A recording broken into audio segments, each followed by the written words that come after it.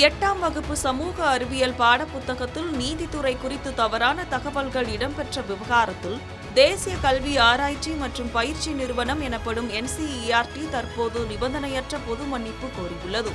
சமீபத்தில் NCERT வெளியிட்ட exploring society India and beyond என்ற 8ஆம் வகுப்பு பாடப்புத்தகத்தின் 2ஆம் பாகத்தில் நமது சமூகத்தில் நீதித்துறையின் பங்கு என்ற 4வது அத்தியாயம் இடம்பெற்றிருந்தது.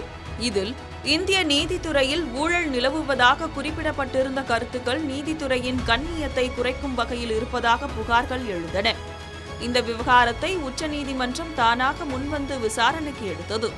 அப்போது தலைமை நீதிபதி சூரியகாந்த் தலைமையிலான அமர்வு நீதித்துறையின் மீது ஒரு துப்பாக்கி சூடு நடத்தப்பட்டுள்ளது, இந்த அமைப்பு இரத்த காயங்களுடன் உள்ளது என்று மிக கடுமையான கண்டனத்தை பதிவு செய்தது. மேலும் இது ஒரு ஆழமான மற்றும் திட்டமிட்ட சதி என்றும் நீதிமன்றம் எச்சரித்தது. இதனைத் தொடர்ந்து NCERT நிர்வாகம் இன்று வெளியிட்டுள்ள அதிகாரப்பூர்வ அறிக்கையில் இந்த தவறான அத்தியாயத்திற்காக இயக்குநர் மற்றும் உறுப்பினர்கள் தரப்பில் நிபந்தனையற்ற மன்னிப்பு கோரப்பட்டுள்ளது. சர்ச்சைக்குரிய அந்த புத்தகம் முழுமையாக சந்தையிலிருந்து திரும்ப பெறப்படுவதாகவும் இனி விற்பனைக்கு கிடைக்காது என்றும் அறிவிக்கப்பட்டுள்ளது.